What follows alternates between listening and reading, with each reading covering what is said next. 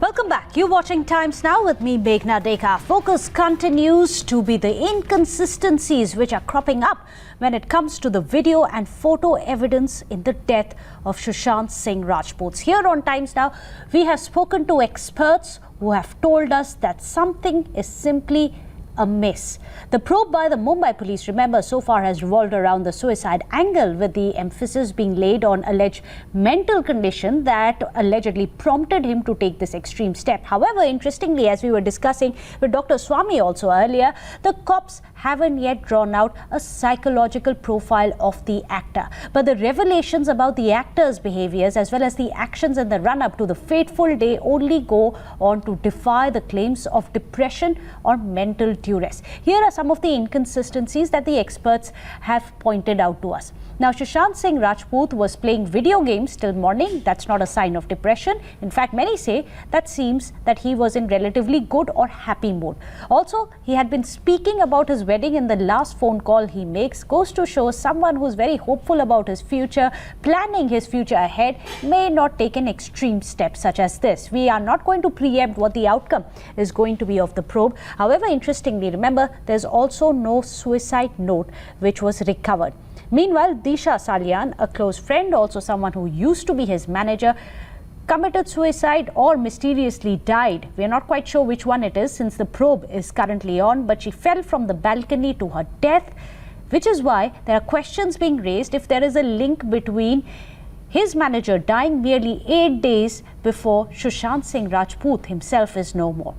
Also, interestingly, it is now being suggested that he had been changing his SIM cards quite often and there was no financial crisis. That has been clear right from the beginning. We've spoken to his chartered accountant as well, who says that as an A-lister, he had sufficient funds. So it's not a financial crisis which could have led to it. So what does all of this mean in addition to the forensic details that we were getting for you? Let's put that to our experts.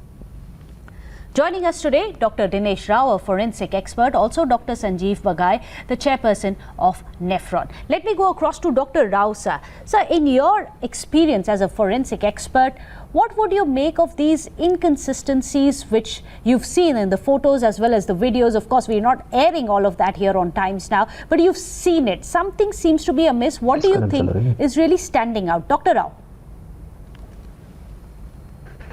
Yes, basically if you go from the first stage at the crime scene and then about the photographs and of course the outcome of the autopsy, I would like to first stress upon the first stage, that is the crime scene. I can categorically state that of course what we have, the standard operating procedures, that prima facie it's not been followed, because what we see is the first so-called the first responders and the evaluation of the crime scene.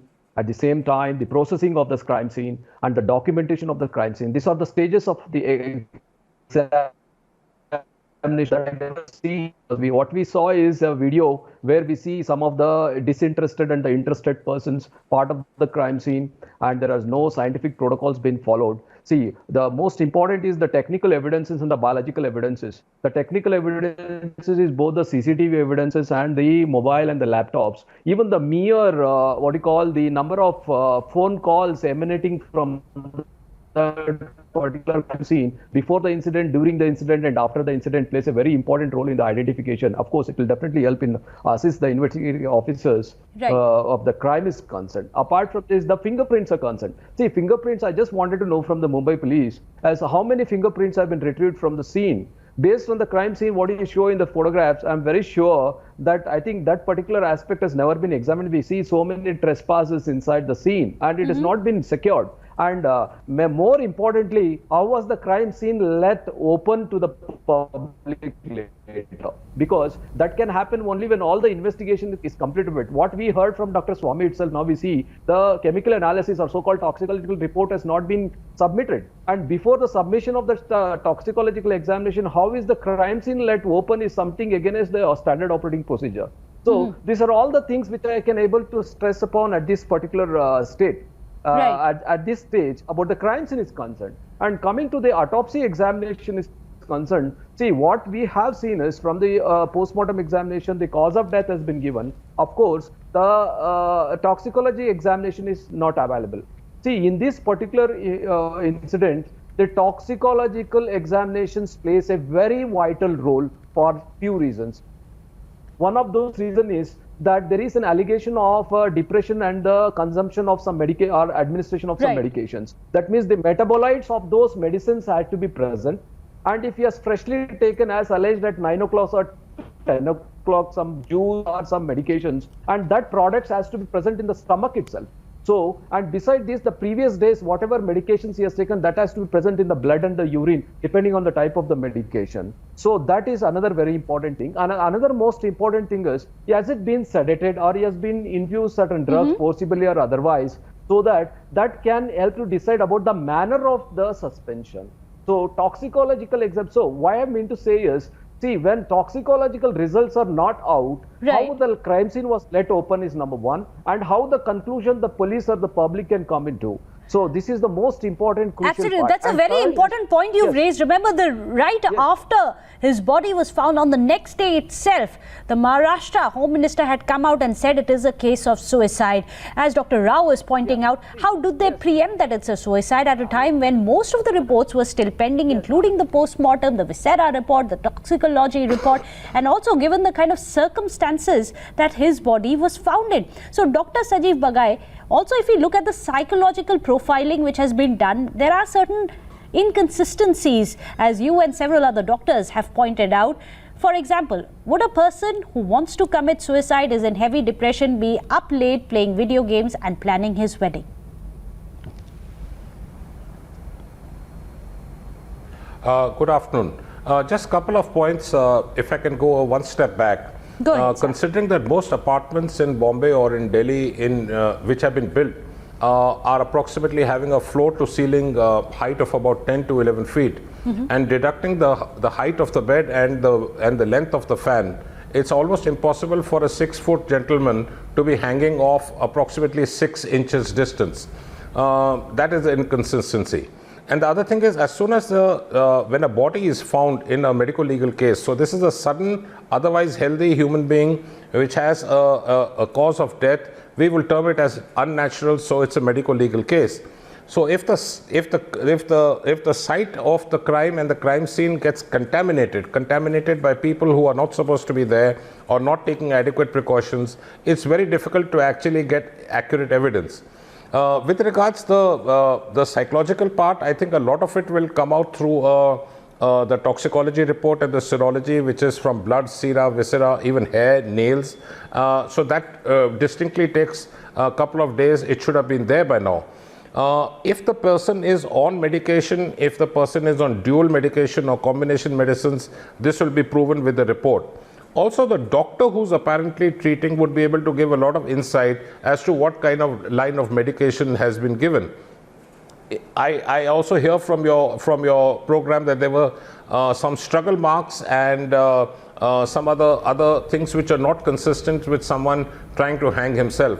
So I think psychologically he probably gauging by what evidence we have so far was played upon, and this is something we call as a one-hit theory. So on an everyday basis, someone is shown down in life or shows lack of identity, the person definitely will feel low. Now whether the term to be used, depression, I don't think that would be appropriate till we can actually medically prove it from his treating doctor. A lot of human beings have low periods in life which are actually not truly depressive. But I don't think with whatever is available in the arena right now as information, that it really looks like a natural cause of death. Even if you say it's suicide, suicide is also an unnatural cause of death. And really, clearly speaking, this would require an independent, high-level inquiry and investigation. I must add one last point, that whatever we believe to be true has to be testable. And the evidence, whatever we have, has to be backed by facts and data. Absolutely. Unfortunately, in cases like this, where there is an unnatural cause of death, evidence evaporates very quickly. So I think time is of essence, and whoever needs to swing in as a comprehensive central body, like people are suggesting CBI, I think it should be done. Well, here on ASAP. Times Now, we are simply saying, look into the facts, look into what is available at the truth, because that's all we want. For the truth to come out, what were the circumstances, what really led to this unfortunate demise of a very talented person. Two angles we've already covered for you, what was the forensics as well as what was the psychological condition of Sushant Singh Rajput. A short break. After that, we're going to come back and speak to the experts about the circumstantial evidence also which was found around the time of his death. Stay tuned for that explosive part. Welcome back. You're watching Times Now. Our focus continues to be the truth behind the unfortunate death of Sushant Singh Rajput. Now, even some extraneous circumstances hint at the possibility of a foul play. Here are the circumstantial evidences which simply don't seem to be adding up. CCTV outage on the night of the death, which is very suspicious because it was a high-profile Mont Blanc building, an apartment which is known to have these high-profile tenants. How is it that the security was so lax? Also, the duplicate key for his room is missing. This indicates someone could have possibly gone out and even locked the room from outside in case there is some foul play. Also, interestingly, the hospital was not called immediately. A basic instinct, remember, in case you find someone you know hanging, would be to call the hospital to try and save their life. That didn't happen. The first few calls went out to the police. Also, the body language of close friends, not a single one of them called it a homicide. This is what all of them had to say. These are the inner circle of Sushant Singh Rajput. They're the ones who may have the answers. This is what they had to say to Times Now.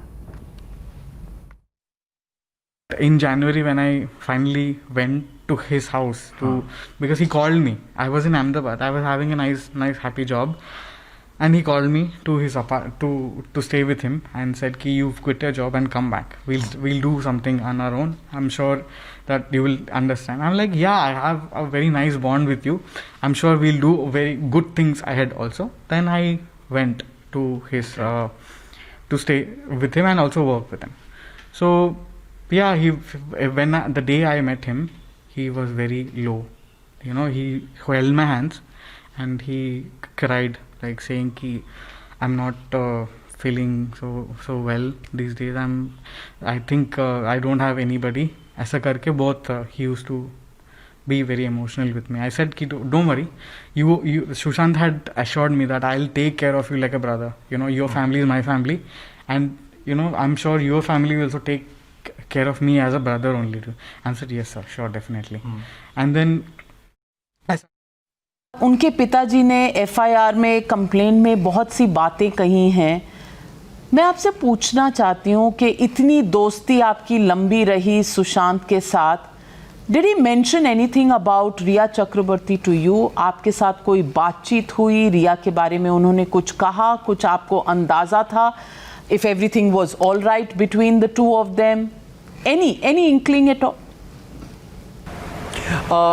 To be very frank, मैंने वो जो FIR है जो पिताजी ने किया है वो मैंने पढ़ा है, और जो चीज़ उन्होंने लिखा है वो फैमिली के तरफ से है। और आई एम श्योर कि अगर 43 डेज बाद फैमिली आई है सामने, और वो भी मीडिया के सामने नहीं, सीधा जस्टिस मांगने सुशांत के लिए एक एफआईआर दर्ज किया है, सीधा इतना सीरियस एक्शन लिया गया है, तो कुछ न कुछ ऐसी बातें होंगी पिता और पुत्र या फैमिली या सुशांत के बीच जो वो लोग समझ के फिर पुलिस को वो सारी बातें डिटेल में बताई हैं उन्होंने।